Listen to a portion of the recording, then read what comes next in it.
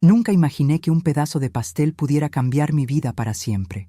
Ahí estaba yo, Laura, con 67 años, viendo cómo mi nuera, Valeria, tomaba el plato de porcelana que me había regalado mi madre y lo estrellaba contra el piso de la cocina. Los pedazos volaron por todos lados, igual que mi corazón en ese instante. Ya no soporto tu estupidez, vieja. Si acabas de llegar y quieres seguir nuestros videos, suscríbete al canal, porque quizá no nos encuentres de nuevo. Gritó con esa voz que aprendí a temer. ¿Cómo te atreves a comerte el último pedazo de pastel que compré para Mateo? ¿No tienes vergüenza? Yo solo me quedé ahí, temblando, con las manos llenas de harina, porque estaba preparando la cena. La misma cena que había cocinado cada día durante los últimos 5 años, desde que me mudé con ellos tras la muerte de mi esposo. La misma cena que jamás agradecieron. Valeria, por favor, no sabía que era para Mateo. No me des excusas, interrumpió, acercándose tanto que pude oler su aliento agrio. Desde que llegaste a esta casa, no has hecho más que causar problemas.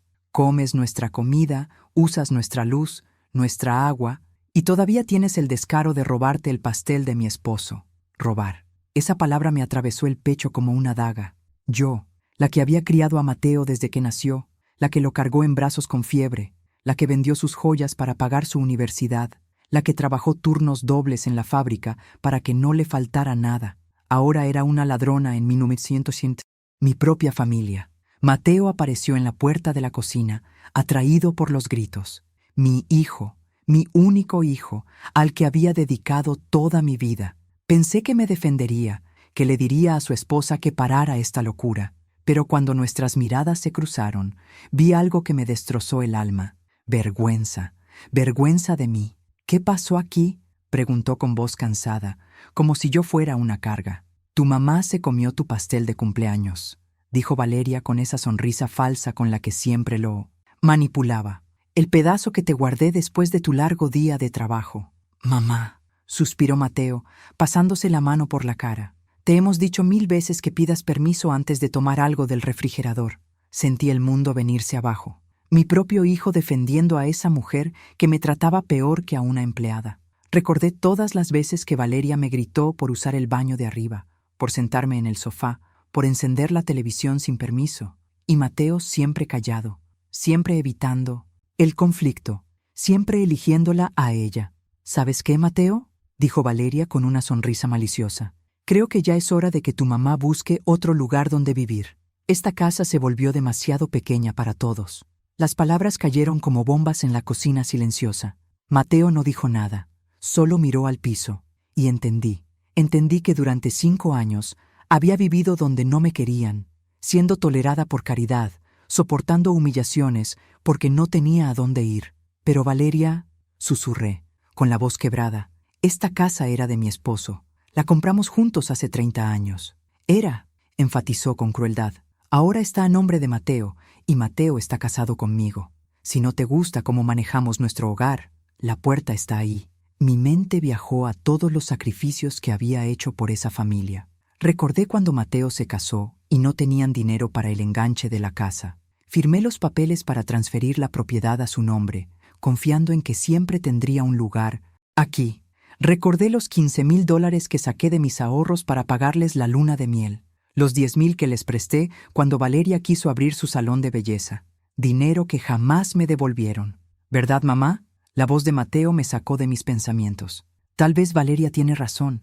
Podrías buscar un departamento pequeño, algo más cómodo para ti. ¿Cómodo para mí? Como si el problema fuera mi comodidad y no el odio de su esposa ni su cobardía para defenderme. No tengo dinero para un departamento, hijo, le dije con la poca dignidad que me quedaba. Bueno, dijo Valeria con indiferencia, entonces tendrás que trabajar. ¿Trabajar? A mi edad, con mis manos artríticas y mi espalda adolorida cada mañana, después de haber trabajado 40 años en la misma fábrica hasta jubilarme, después de criar sola a Mateo, porque su padre trabajaba día y noche. En ese momento, algo dentro de mí se rompió. No solo el plato de mi madre, sino algo mucho más profundo, la imagen que tenía de mi familia, la esperanza de que las cosas mejorarían, la ilusión de que mi hijo me amaba lo suficiente para protegerme de su esposa abusiva. No pude dormir esa noche. Me quedé despierta en mi pequeño cuarto, el que antes era el estudio de Mateo, recordando cada momento que me había llevado a este infierno. Miré las 4 paredes, decoradas con las pocas cosas que logré salvar de mi vida anterior. Mi foto de boda, el rosario de mi abuela, el espejo antiguo que mi esposo me regaló en nuestro 10º aniversario. ¿Cómo había llegado a esto? ¿Cuándo me convertí en esta mujer asustada que debía pedir permiso para todo en lo que antes era su propia casa? Recordé el día en que Mateo nació. Estuve 18 horas en labor sola, porque su padre tuvo que trabajar otro turno. Cuando por fin lo tuve en brazos, juré que ese niño nunca conocería la pobreza que yo viví. Trabajé en la fábrica textil desde que tenía 6 meses, dejándolo con mi vecina Clara para poder pagar pañales, leche, medicinas. Cuando Mateo tenía 8 y pidió una bicicleta por Navidad, trabajé turnos dobles por 3 meses. Recuerdo mis manos sangrando por las máquinas, mis pies hinchados de tanto estar de pie, pero valió la pena ver su sonrisa esa mañana de diciembre. Cuando cumplió 15 y todos sus amigos tenían tenis de marca, vendí mis aretes de oro, los únicos que mi madre me había dado antes de morir. Mateo nunca supo de dónde salió el dinero para esos tenis que tanto quería, y cuando se graduó de preparatoria y quiso estudiar ingeniería, hipotecé la casa que había heredado de mis padres, $20,000 que mi familia tardó 2 generaciones en reunir. Aposté todo al futuro de mi hijo, y lo logró. Se graduó con honores, consiguió un buen trabajo. Yo estaba tan orgullosa, pero entonces apareció Valeria. La conoció en una fiesta de la empresa donde él trabajaba. Ella era la secretaria del gerente, 10 años menor, con uñas largas y una risa chillona. Desde el primer día que la trajo a casa, supe que no quería que yo estuviera ahí. La manera en que me miró, como si fuera algo desagradable que debía soportar. Al principio fueron cosas pequeñas, comentarios sobre mi ropa. «Ay, Laura, ¿todavía usas ese vestido verde? Está pasado de moda». Críticas a mi comida. «La sopa está muy salada, ¿no crees?». Sugerencias sobre mi aspecto.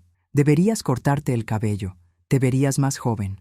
Mateo siempre reía nervioso y me pedía que la ignorara, que Valeria solo era directa, pero que tenía buen corazón.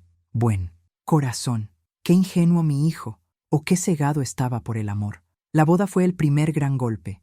Valeria quería una ceremonia en el hotel más caro de la ciudad, con 300 invitados y un vestido importado. El costo total, $45,000. Mateo ganaba bien, pero no tanto. Así que, una vez más, mamá al rescate. «Es solo un préstamo, mamá», me dijo con esos ojos suplicantes que conocía desde que era niño. «Te lo pagaré en un año, te lo prometo». Liquidé mi plan de retiro. Todo el dinero que había guardado por 20 años para mis últimos días se fue en flores, músicos y langosta para una boda que duró 6 horas. Nunca me devolvieron ni un centavo. Luego vino la casa. El departamento donde vivían era muy pequeño según Valeria. Necesitaban algo más grande, más elegante, en una mejor zona. Encontraron la casa perfecta, $120,000. Mateo tenía 30,000 ahorrados, pero necesitaba otros 30 para el enganche de la hipoteca. «Mamá», me dijo una tarde, mientras Valeria fingía no escuchar desde la cocina. «¿Recuerdas la casa donde viviste con papá? Está en una zona que está subiendo mucho de valor. Podrías venderla y venirte a vivir con nosotros. Así estarías cerca de la familia y podrías ayudarnos con el enganche». Oh, la casa donde había vivido 30 años, donde crié a Mateo, donde cuidé a su padre enfermo hasta el final, donde estaban todos mis recuerdos.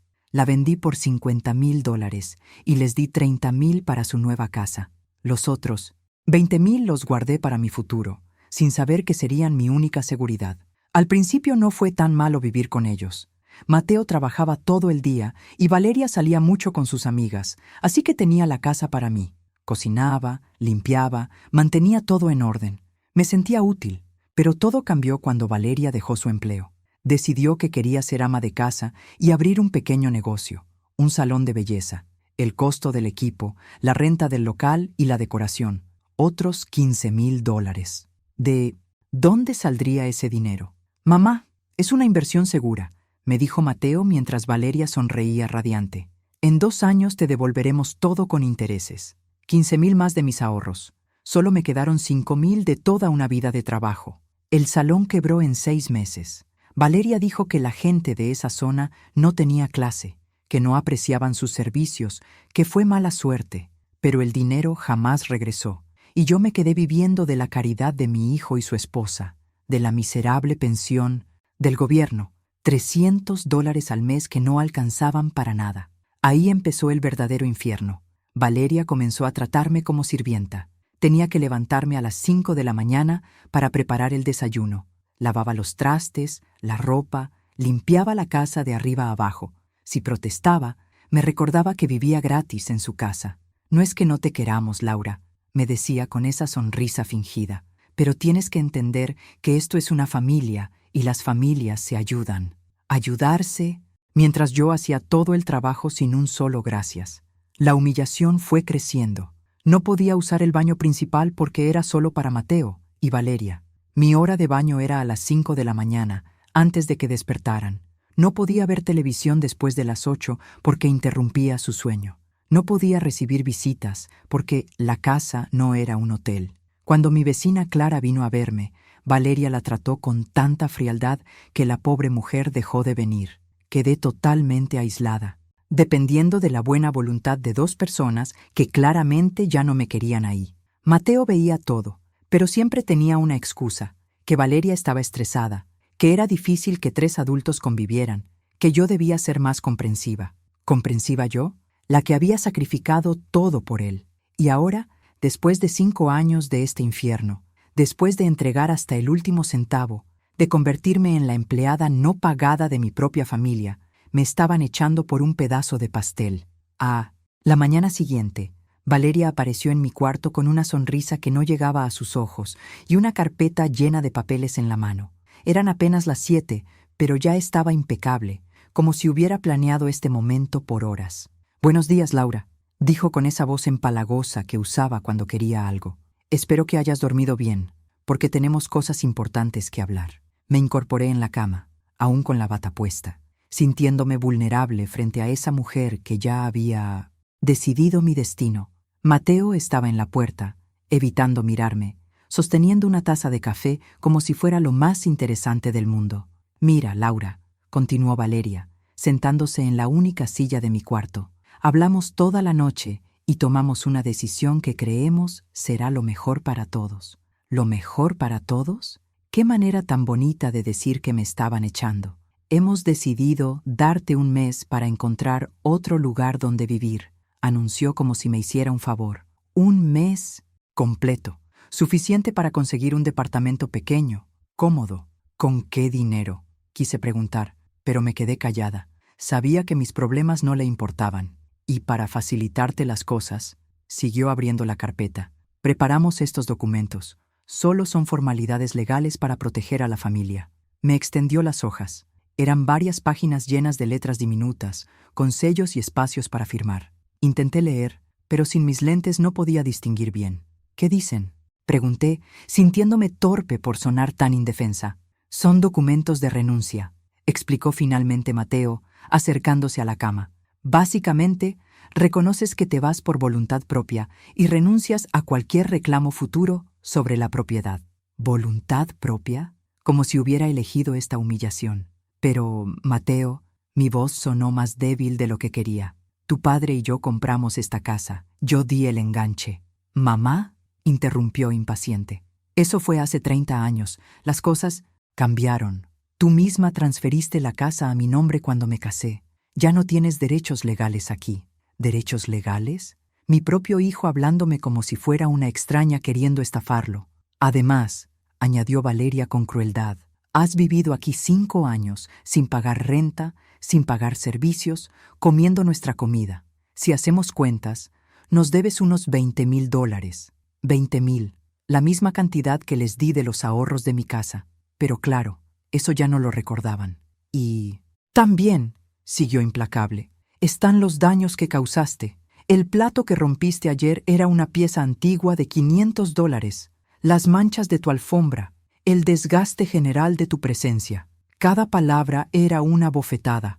Me estaban cobrando por el privilegio de ser maltratada en lo que antes fue mi hogar. Si firmas estos papeles», dijo Mateo sin mirarme, Olvidaremos esas deudas y te dejaremos ir en paz, como si tuviera la opción de hacer la guerra. Tomé los papeles con manos temblorosas. Sin mis lentes, las letras se mezclaban, pero alcancé a distinguir algunas frases. Renuncia total de derechos, salida voluntaria, sin reclamos futuros.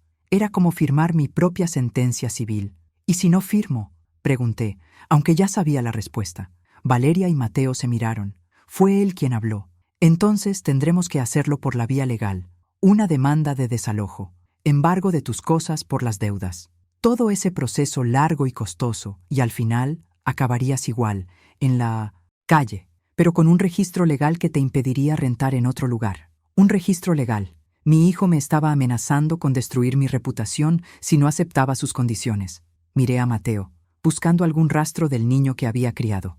Aquel pequeño que lloraba en mis brazos cuando tenía pesadillas. El joven que me dijo, «Gracias por todo, mamá», el día que se graduó. Pero solo vi a un desconocido con el rostro de mi hijo, un extraño que eligió a una mujer manipuladora antes que a la madre, que le dio todo. ¿De verdad vas a hacer esto, Mateo?, le pregunté directamente, ignorando la presencia de Valeria. ¿Vas a echar a tu madre a la calle después de todo lo que hice por ti? Por un instante vi una chispa de duda en sus ojos. Sus manos temblaron un poco alrededor de la taza. Pensé que quizá, solo quizá, recordaría quién era yo en realidad. Pero entonces Valeria puso la mano en su hombro y esa duda desapareció. «Mamá, no seas dramática», me dijo con voz fría. «No te estamos echando a la calle. Te estamos dando un mes para que te organices. Es más de lo que la mayoría hace.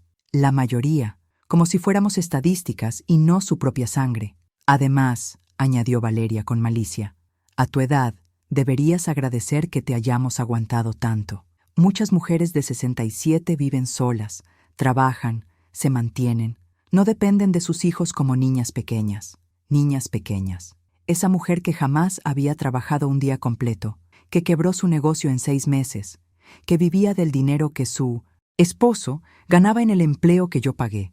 Me llamaba dependiente. Algo se quebró dentro de mí en ese instante. No fue ira, no fue tristeza, fue algo más profundo, liberador. La muerte final de mis ilusiones, la aceptación de que mi hijo ya no existía, que había sido reemplazado por este hombre egoísta con su cara. «Está bien», dije con una calma que hasta a mí me sorprendió. «Firmaré los papeles». Mateo pareció aliviado. Valeria sonrió triunfante. Ninguno notó que algo fundamental había cambiado. En mí. Tomé la pluma que ella me ofreció y firmé cada hoja sin leer más. Laura E. Ramírez.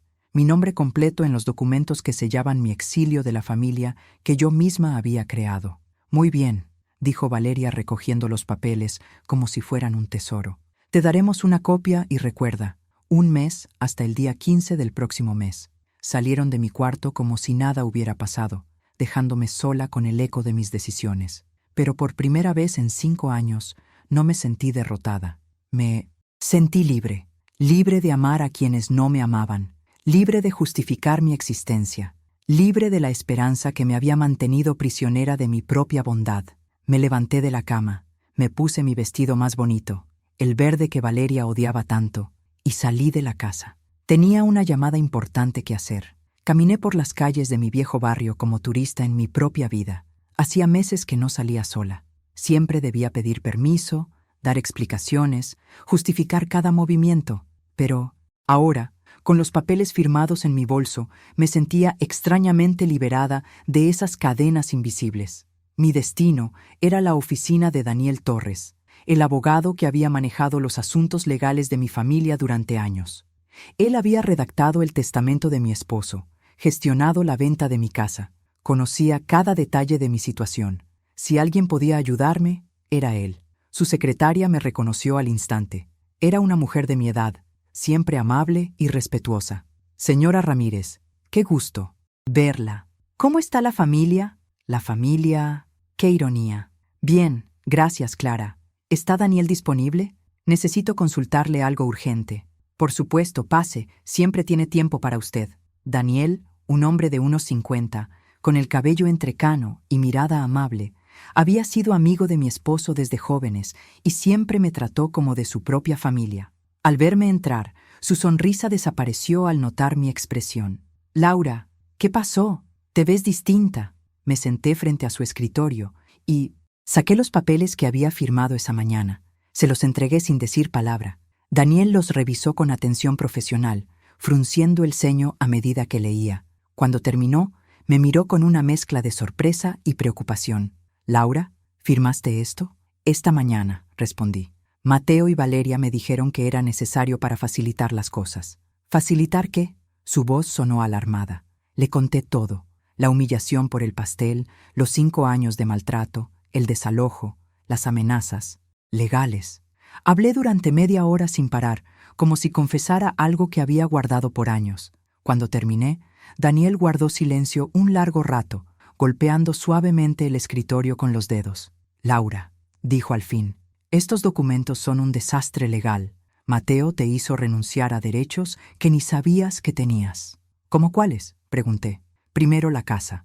Es cierto que la transferiste a su nombre cuando se casó, pero según la ley familiar, conservabas derechos vitalicios de residencia. Eso significa que legalmente podías vivir ahí hasta tu muerte. Derechos vitalicios. Palabras importantes, pero que llegaban demasiado tarde. Segundo», continuó, «los gastos que te están cobrando. Vivir con familia no genera deudas automáticas, especialmente cuando contribuiste a comprar la propiedad».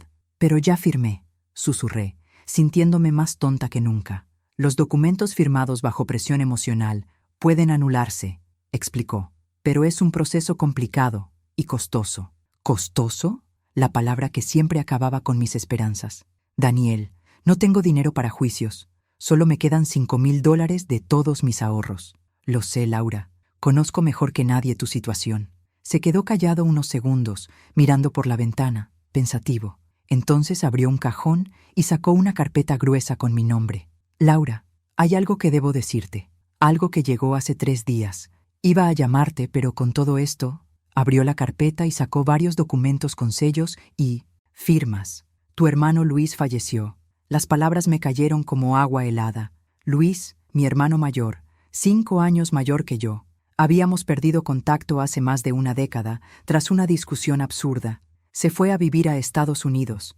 Hizo su vida allá. Se casó con una mujer americana. Sabía que le iba bien en los negocios, pero no hablamos desde la muerte de nuestro padre. «¿Cuándo?», pregunté con la voz entrecortada. «Hace un mes. Murió de un infarto en su casa en Dallas. No tenía hijos. Su esposa había muerto 2 años antes de cáncer. 1 mes. Mi hermano llevaba 1 mes muerto, y yo sin saberlo.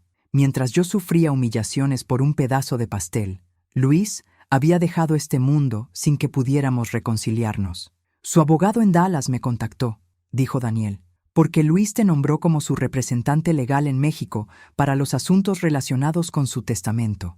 «El testamento». Daniel sonrió por primera vez desde que llegué. «Laura, tu hermano te dejó todo. Absolutamente todo».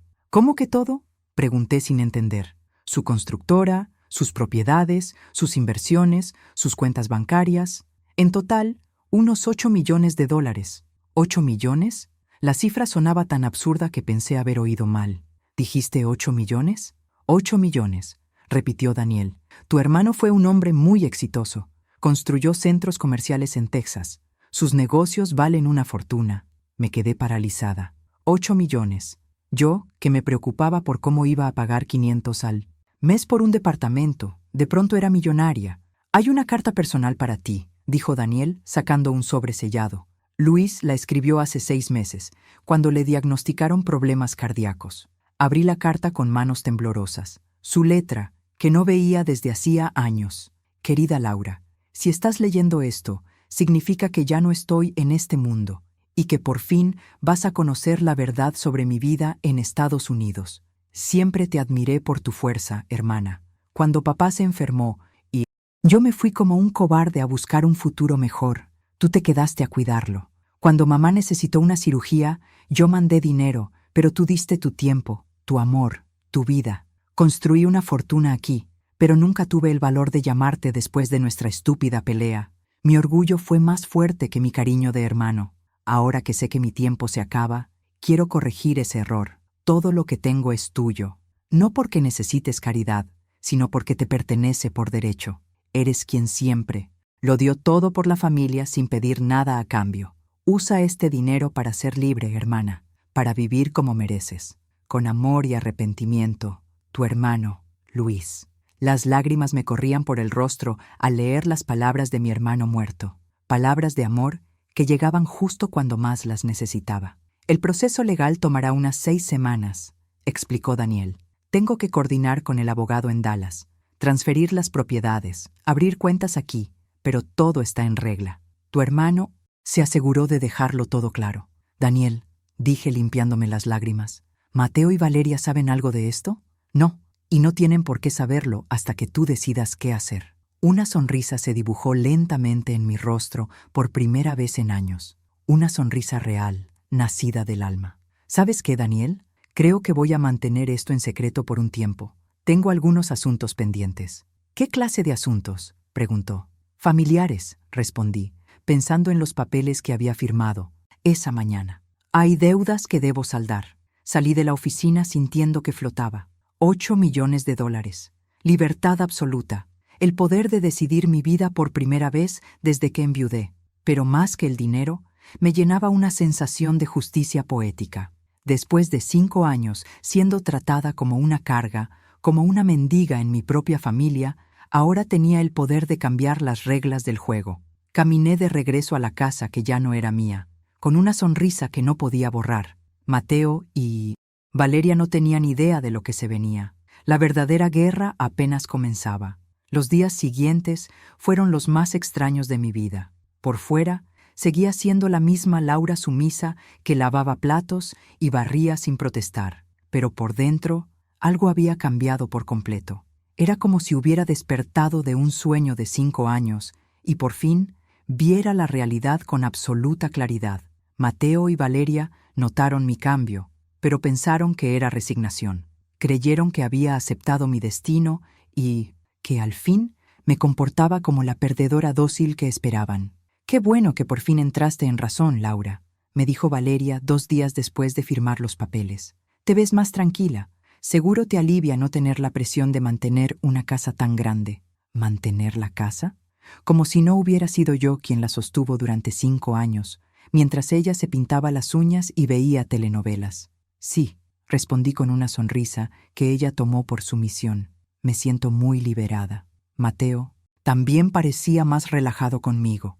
Incluso se atrevía a ser amable, como si el hecho de que yo hubiera firmado mi sentencia de exilio le hubiera devuelto la paz.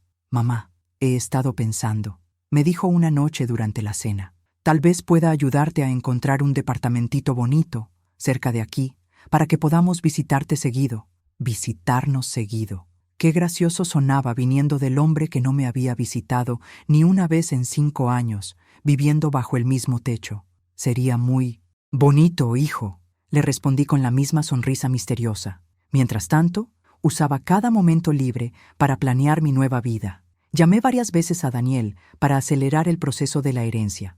Le pedí discreción total, que manejara todo desde su oficina sin involucrarme directamente. «¿Estás segura de querer mantener esto en secreto?», me preguntó en una de las llamadas. 8 millones no se pueden ocultar por mucho tiempo. «Solo necesito unas semanas más», le expliqué. «Tengo un plan». Plan comenzó a tomar forma cuando recordé una conversación que escuché entre Mateo y Valeria la semana anterior. Hablaban de sus problemas financieros, creyendo que yo no los oía desde la cocina. «El pago del auto vence el próximo mes», le dijo Mateo. «Son $8,000 que no tenemos». «Y la tarjeta está al tope», respondió Valeria preocupada. «12,000. Apenas podemos pagar los intereses, y falta la hipoteca, todavía debemos 90,000. 90,000. De la hipoteca de la casa que yo había pagado, en la que puse el enganche, en la que invertí mis ahorros de toda la vida». Esa noche, mientras dormían, bajé a la sala y revisé discretamente los papeles que siempre dejaban en la mesa. Facturas, estados de cuenta, cartas del banco. La situación era peor de lo que había escuchado. Mateo ganaba 4,000 al mes, pero gastaban casi 5. Cubrían la diferencia con tarjetas y préstamos que ya eran impagables. En 6 meses, quizá un año, estarían en bancarrota. Y fue entonces cuando tuve la idea más brillante de mi vida. Al día siguiente, mientras Valeria estaba en el salón arreglándose las uñas, me senté con Mateo en la cocina. Hijo, le dije con voz preocupada, he estado pensando en mi situación. ¿Qué pasa, mamá? Bueno, ya sabes, solo tengo $5,000 ahorrados. No me alcanza para rentar y mantenerme hasta encontrar trabajo. Mateo se mostró incómodo, como siempre que hablábamos de dinero. Mamá, ya te dije que te ayudaremos a buscar algo barato. No, lo interrumpí.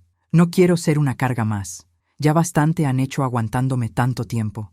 Lo vi relajarse al escuchar que no iba a pedirle dinero. Pero se me ocurrió algo, continué, y quiero saber qué opinas. ¿Qué cosa? ¿Recuerdas a mi amiga Clara, la que vivía junto a nuestra antigua casa? Sí, claro.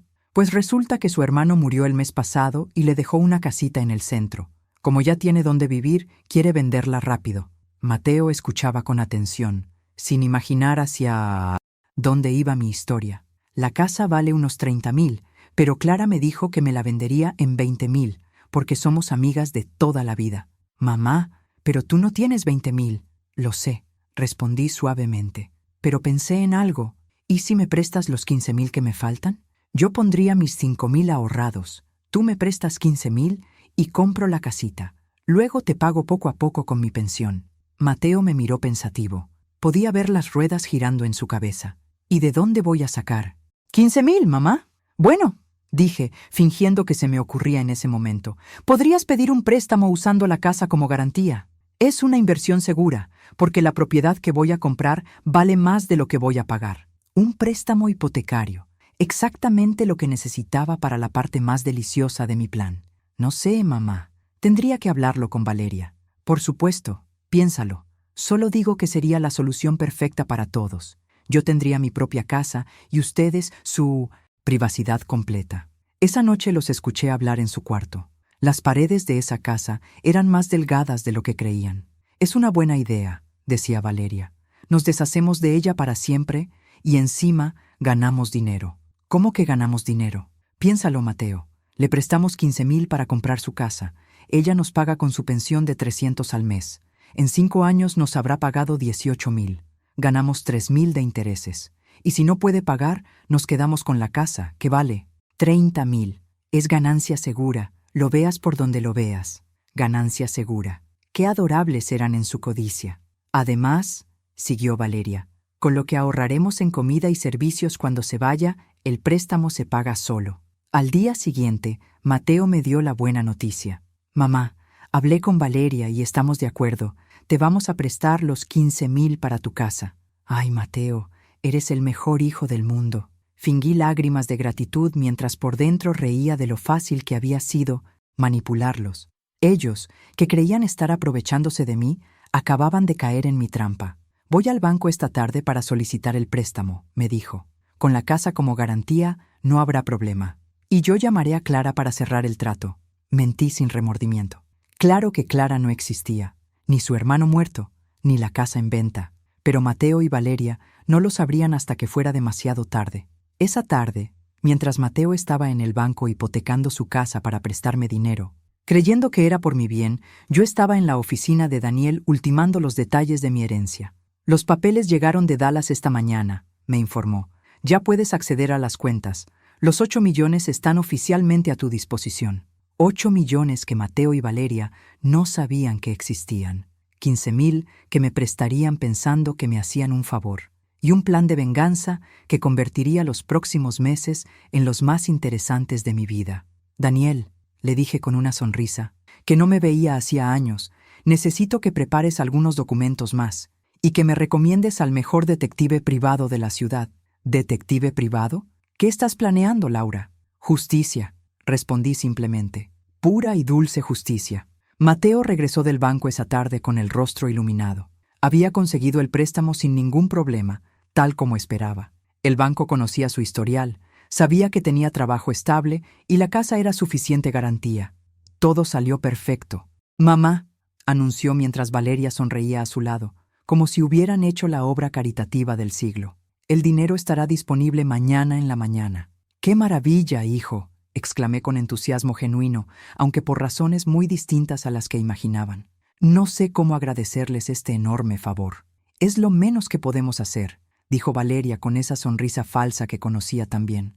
Después de todo, somos familia. ¿Familia? Qué palabra tan flexible en la boca de esa mujer. Esa noche, cuando se durmieron, llamé a Daniel desde mi viejo celular, susurrando desde mi cuarto. El anzuelo funcionó perfecto, le informé. Mañana depositarán 15,000 en mi cuenta. Laura, espero que sepas lo que haces. Es creativo, pero también peligroso. Daniel, me han robado más de $100,000 con los años. 30,000 del enganche de la casa, 15,000 del salón de belleza, 45,000 de la boda, más 5 años de trabajo doméstico sin paga. Si sumamos intereses, me deben cerca de 200,000. Moralmente tengo razón, y por eso necesito que todo esté documentado. Cada paso, cada transacción, cada movimiento. No puede haber errores legales. De acuerdo, dijo. Confío en ti, pero ten mucho cuidado. Al día siguiente, Mateo me acompañó al banco para hacer el depósito. Quería asegurarse de que el dinero se usara directamente en la compra de mi supuesta casa. Por supuesto, tenía todo el teatro preparado. Clara me pidió que la vea directo en la notaría. Le expliqué mientras caminábamos. Ella llevará todos los papeles y yo el dinero. Así cerramos el trato de una vez. ¿Seguro que no quieres que te acompañe? Es mucho dinero para llevar sola. No te preocupes, hijo. Clara estará conmigo y la notaría está a solo 3 cuadras del banco. En el banco, Mateo depositó los 15,000 en mi cuenta. Yo agregué mis 5,000 ahorrados, como acordamos, $20,000, que según ellos usaría para comprar mi nueva casa. Ahí tienes, mamá, dijo, entregándome el recibo. Tus 20,000. Espero que seas muy feliz en tu nuevo hogar. Estoy segura de que lo seré inmensamente, respondí con una sonrisa que él interpretó como gratitud maternal. Nos despedimos en la entrada. Mateo se fue al trabajo, convencido de que había resuelto el problema llamado madre para siempre. Yo me dirigí a la oficina de Daniel para iniciar la segunda fase de mi plan. ¿Tienes los documentos listos?, pregunté apenas entrar. Todo está aquí, respondió señalando. Una pila de papeles. Pero Laura, una vez que hagamos esto, no habrá marcha atrás. Daniel, no hay marcha atrás desde el día en que me echaron de mi propia casa. Ahora me toca mover las piezas. Los documentos eran una obra maestra legal. Daniel había usado toda su experiencia para crear una red perfectamente legítima que Mateo y Valeria no descubrirían hasta que fuera demasiado tarde. Primero, había creado una empresa fantasma llamada Clara Properties LLC, con una dirección comercial en otra ciudad. Segundo, había preparado escrituras falsas de una propiedad inexistente que, en papel, parecía completamente real. Tercero, abrió una cuenta corporativa donde se depositarían los 20,000 de la supuesta compra. Lo hermoso del plan, explicó Daniel, es que técnicamente no estás robando nada. Mateo te presta dinero para una inversión inmobiliaria real. Que esa inversión no sea lo que él cree es otra historia. Esa tarde lo llamé desde la supuesta notaría. Mateo ya está. Compré la casa. ¡Qué buena noticia, mamá! ¿Y cómo es? Perfecta. Pequeña, pero acogedora. Tiene 2 recámaras, cocina completa y un patio hermoso. Clara tenía razón. Es una ganga por 20,000. Me alegra mucho, mamá. ¿Cuándo te mudas? Bueno, necesita unas pequeñas reparaciones. Clara me recomendó un contratista que puede hacerlo todo en una semana. Mientras tanto, si no les molesta, me quedaré estos últimos días con ustedes. Claro que no molesta. Esta sigue siendo tu casa, hasta que te mudes. Oficialmente. ¿Tu casa? ¡Qué deliciosa ironía! Durante esa semana, mientras Mateo y Valeria celebraban discretamente mi próxima partida, yo trabajaba en la tercera fase de mi plan. Había contratado al detective privado que Daniel me recomendó, un hombre llamado Marcos, que fue policía por 20 años antes de abrir su propia agencia. ¿Qué tipo de investigación necesita, señora?, me preguntó en nuestra primera reunión. Quiero que investigue a fondo las finanzas de mi hijo Mateo y de mi nuera, Valeria. Sus deudas, ingresos, propiedades, movimientos bancarios, todo. ¿Puedo preguntar por qué? Porque voy a comprar sus deudas. Marcos me miró sorprendido, pero era demasiado profesional para hacer preguntas innecesarias. Entendido. ¿Qué tan profunda quiere la investigación? Todo, absolutamente todo. No importa cuánto cueste. Los resultados llegaron 3 días después. Marcos había hecho un trabajo impecable. Mateo y Valeria no solo tenían problemas financieros, estaban al borde del Colapso total. Debían $12,000 en tarjetas con un interés anual del 25%, $8,000 del préstamo del coche, con pagos de $400 mensuales, $90,000 de la hipoteca, con $800 al mes, y ahora $15,000 más del préstamo que me habían dado, con otros $300 mensuales. En total, $125,000 en deudas, con pagos de $1,500 cada mes. Más del 30% del ingreso de Mateo se iba solo en eso, sin contar casa, comida ni servicios. Pero lo más interesante era quiénes eran los acreedores. Las tarjetas pertenecían a un gran banco que solía vender sus carteras morosas. El préstamo del auto estaba con una financiera que también revendía sus deudas. Y la hipoteca era de una institución que negociaba frecuentemente con inversionistas privados.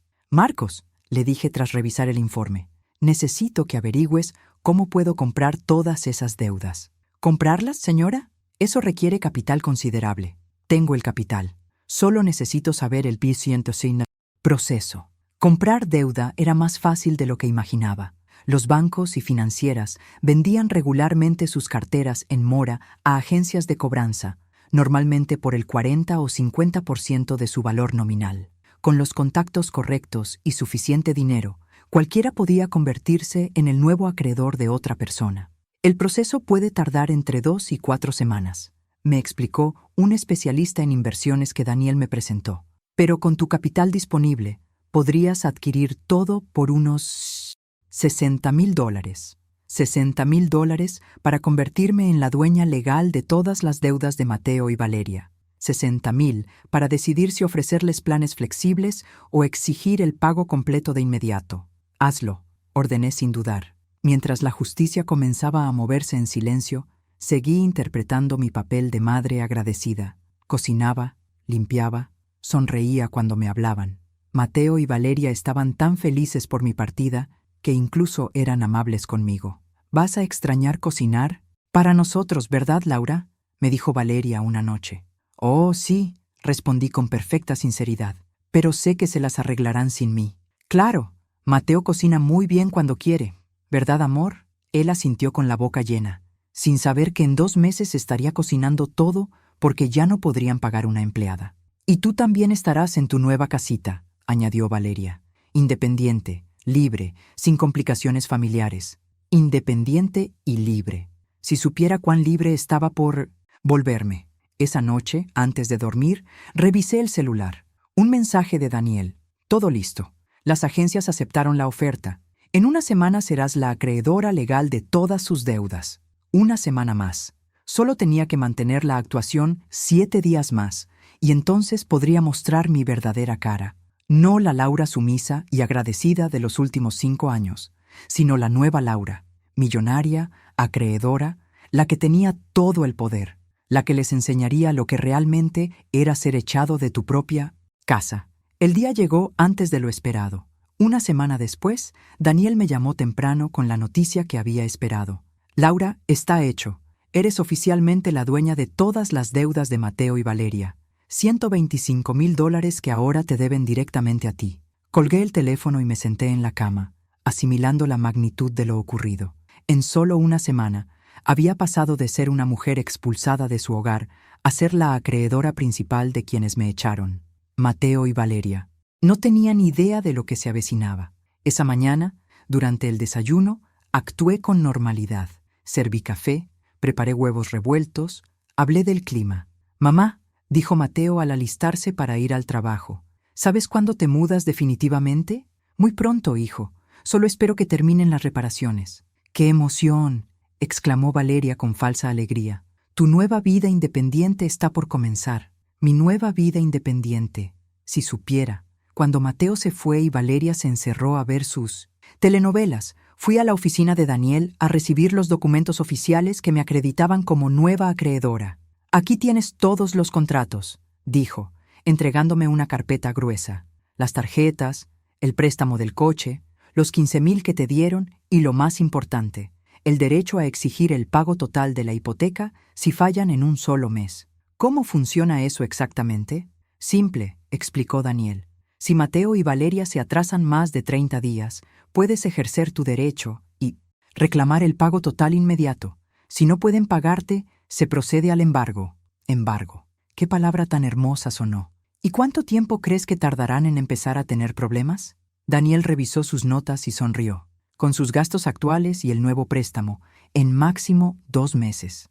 2 meses. 60 días para ver cómo la presión financiera destruiría su matrimonio y su vida cómoda. Pero no pensaba esperar tanto. Daniel, ¿qué pasaría si decido exigir el pago inmediato del préstamo de 20,000? El de la casa falsa. Bueno, técnicamente tienes todo el derecho. Fue un préstamo personal sin garantía específica. Puedes reclamarlo cuando quieras. Y si no pagan, entonces puedes demandarlos por incumplimiento y embargar sus bienes. Esa tarde, mientras preparaba la cena, decidí que era hora de iniciar la fase final de mi plan. Mateo llegó cansado. Se sentó a la mesa esperando su plato. «Mateo», dije al servirle la comida, «necesito hablar contigo de algo importante». «¿Qué pasa, mamá?» «Es sobre el dinero que me prestaste». Mateo levantó la vista, curioso. Valeria, atraída por la conversación, se acercó. «¿Qué pasa con el dinero?», preguntó con tono de alerta. «Bueno, resulta que hubo un problema con la casa». «¿Qué tipo de problema?», preguntó Mateo dejando el tenedor. «Clara me llamó esta mañana. Al parecer, hay un asunto legal con la propiedad. El hermano que murió tenía deudas y los acreedores están reclamando la casa». Vi cómo el rostro de Mateo se ponía pálido. «¿Qué significa eso, mamá?» «Significa que no puedo quedarme con la casa. Los abogados dicen que el proceso puede tardar meses, quizá años». «¿Y el dinero?», preguntó Valeria con voz afilada. «Ahí está el problema. ¿Devolver el dinero?». «Como la venta se canceló», expliqué con tono afligido, «tengo que regresar los $20,000. Pero Clara ya usó parte del dinero para pagar unas deudas urgentes de su hermano». Mateo y Valeria se miraron horrorizados. «¿Cuánto puede devolver?», preguntó él con voz tensa. «Solo 5,000. Los otros 15,000 se perdieron». El silencio que siguió fue ensordecedor. Podía ver cómo sus mentes trataban de procesar el desastre. «Pero mamá», balbuceó Mateo, «esos 15,000 los saqué con la hipoteca de la casa. Tengo que pagarlos cada mes». «Lo sé, hijo, y me siento terrible, pero no fue mi culpa. Fue Clara quien no nos dijo nada sobre los problemas legales». «¿Y ahora qué vamos a hacer?», gritó Valeria fuera de sí. «Tranquilos», respondí. «Con calma, he estado pensando en una solución».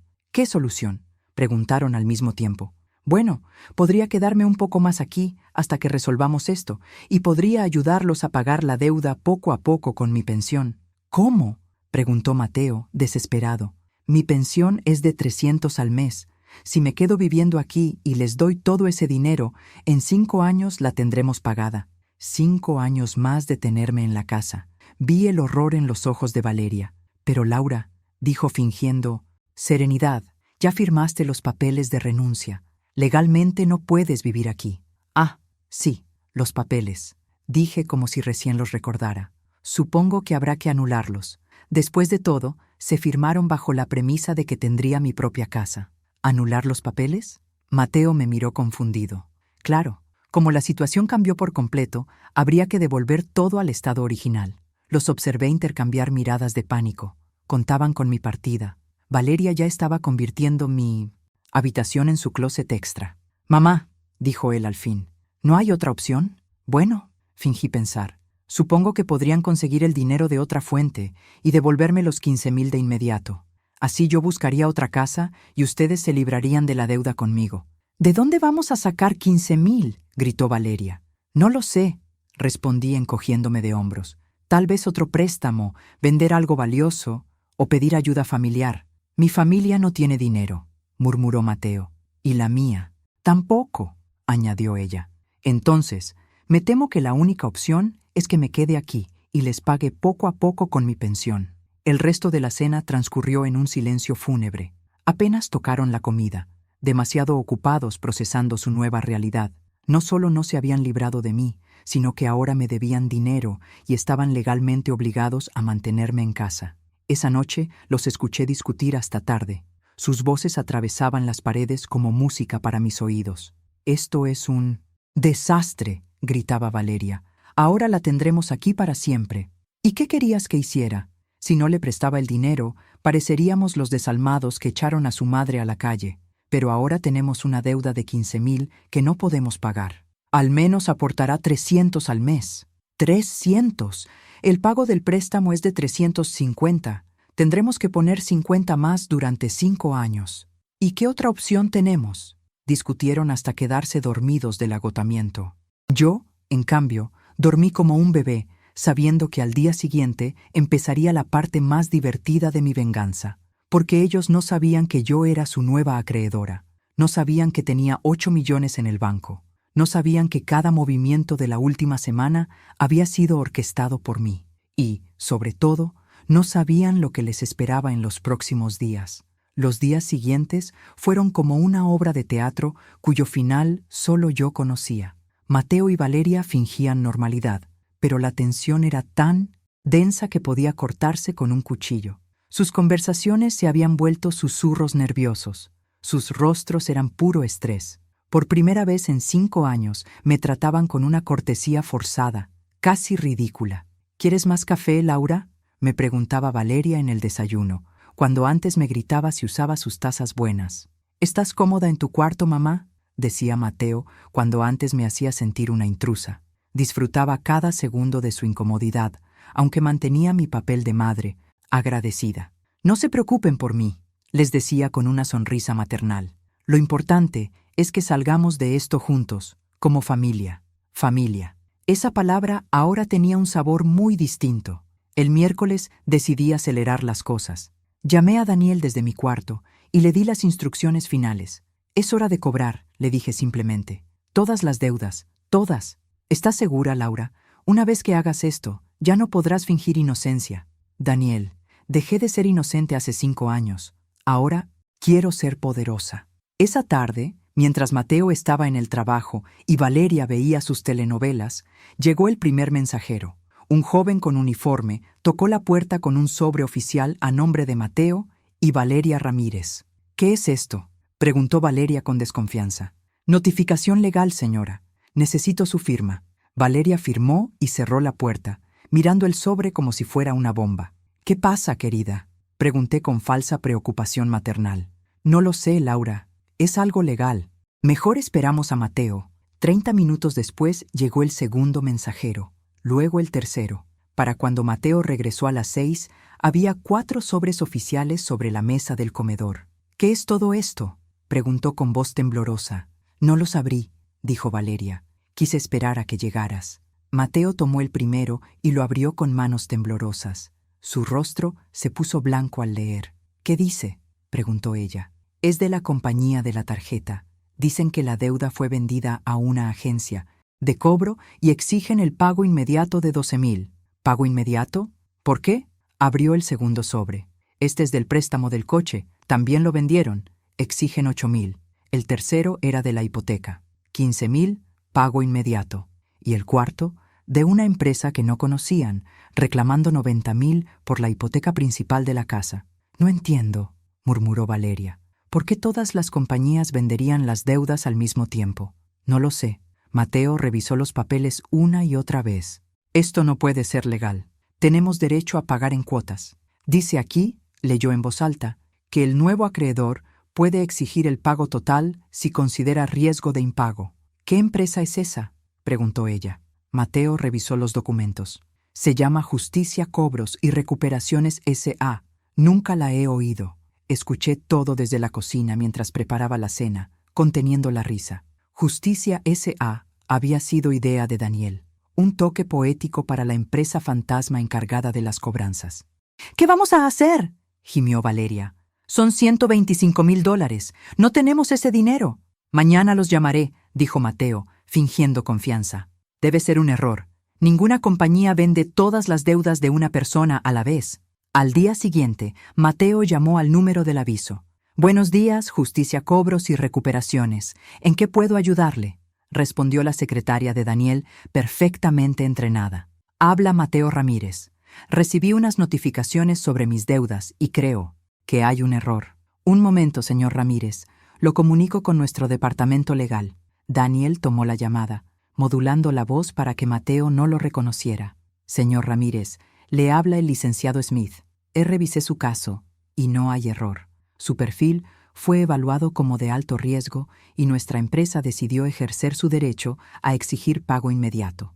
Pero nunca me he atrasado. No es solo morosidad, señor Ramírez, es capacidad futura de pago. Nuestro análisis indica que va rumbo a la bancarrota y preferimos recuperar el dinero ahora. Ridículo. Tengo empleo estable. Nunca. Señor Ramírez, ¿no es cierto que recientemente contrajo un préstamo hipotecario adicional por 15,000? Silencio. ¿No es cierto que sus gastos mensuales superan su ingreso en unos 800? Más silencio. ¿No es cierto que ha usado tarjetas para pagar gastos básicos? Eso es temporal. Nuestro análisis es correcto. Usted es un riesgo inaceptable. Tiene 30 días para ponerse al corriente o... Procederemos legalmente. ¿Legalmente? Embargo de bienes, retención de salario, ejecución de la casa, todo dentro de la ley. Mateo colgó con las manos temblando.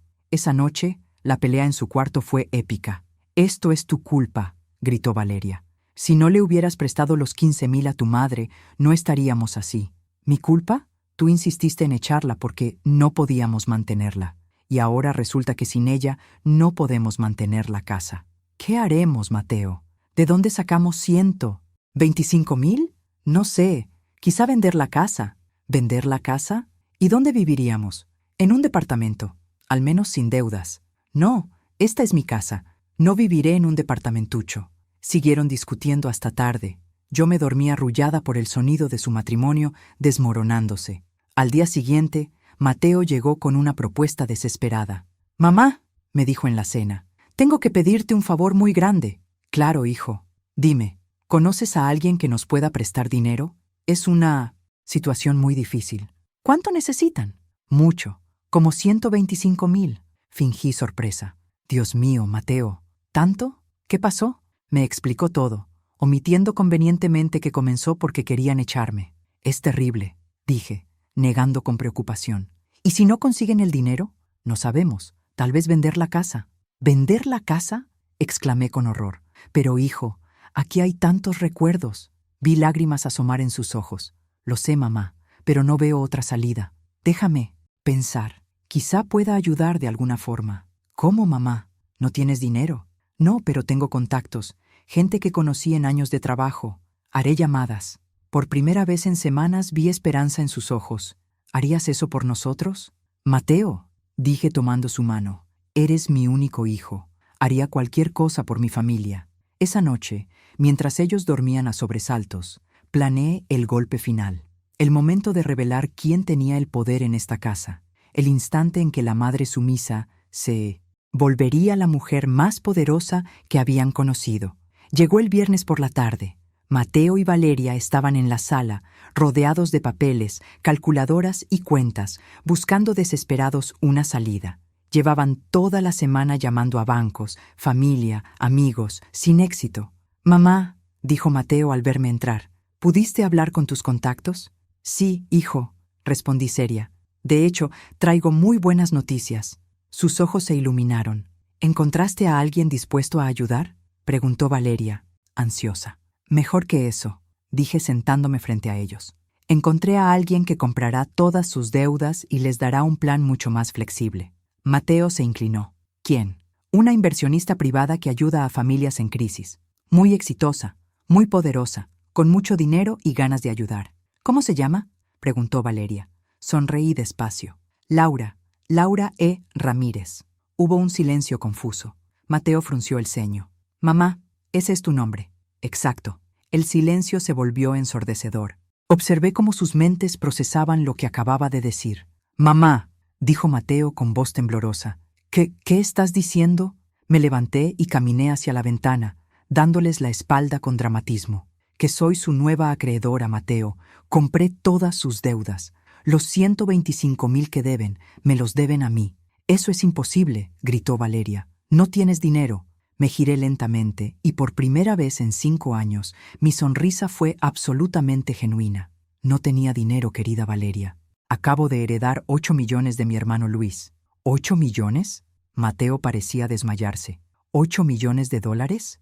Mi hermano murió hace 2 meses y me dejó toda su fortuna, su constructora en Texas, sus propiedades, sus inversiones.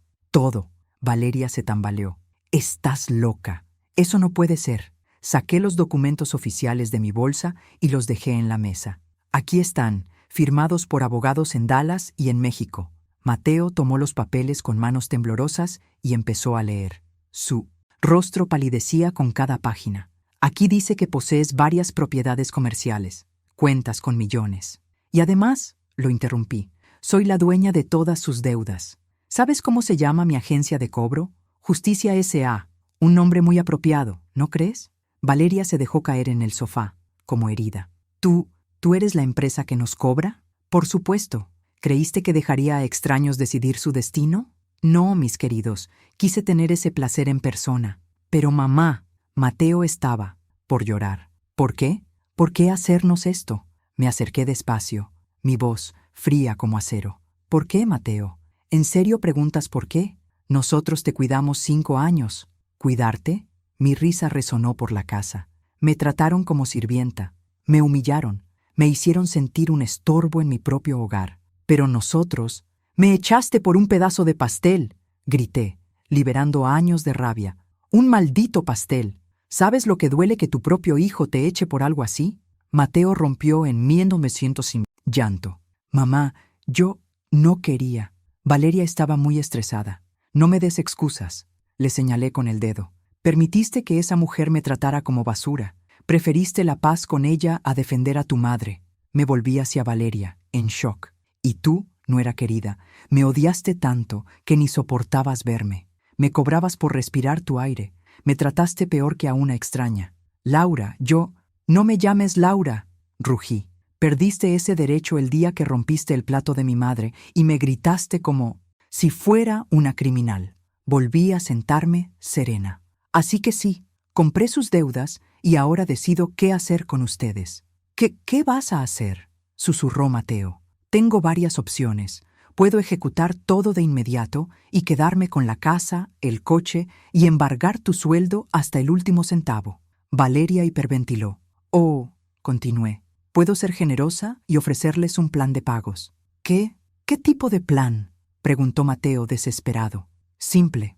Me senté en mi silla favorita bajo la pérgola y cerré los ojos, sintiendo el sol en mi rostro. Por primera vez en décadas, no tenía miedo del futuro. No tenía que pedir permiso para nada. No debía justificar mi existencia ante nadie. Era libre. Libre para ser generosa o estricta según lo deseara. Libre para perdonar o mantener distancia como dictara mi corazón. Libre para usar mi poder como mejor me pareciera. Y había aprendido algo fundamental. El respeto no se pide, se exige. La dignidad no se entrega, se defiende. Y nunca es demasiado tarde para retomar el control de tu propia vida. Esa tarde, mientras revisaba los estados financieros de mis fundaciones benéficas, recibí una llamada inesperada. Era Clara, mi vieja vecina, la misma que había dejado de visitarme cuando Valeria la trató tan mal. Laura, acabo de enterarme de tu nueva vida. Me alegra tanto saber que todo salió bien para ti. Gracias, Clara, respondí sonriendo. La vida tiene formas misteriosas de equilibrar las cosas. ¿Sabes qué? Deberías escribir un libro sobre tu historia. Sería una inspiración para muchas mujeres que han pasado por lo mismo. ¿Un libro?, repetí, intrigada. Tal vez lo haga, Clara. ¿Y sabes cómo lo titularía? ¿Cómo? El pedazo de pastel que cambió mi vida. Reímos juntas, y en esa risa había alegría, libertad y la profunda satisfacción de saber que, a veces, solo a veces, la justicia realmente vence. El sol se ocultó sobre mi jardín, tiñendo el cielo de tonos dorados. Terminaba un nuevo día para una nueva mujer, una que había renacido de las cenizas de la humillación. Y mañana sería otro día para seguir viviendo a mi manera, con mi propio poder, escribiendo mi propia historia.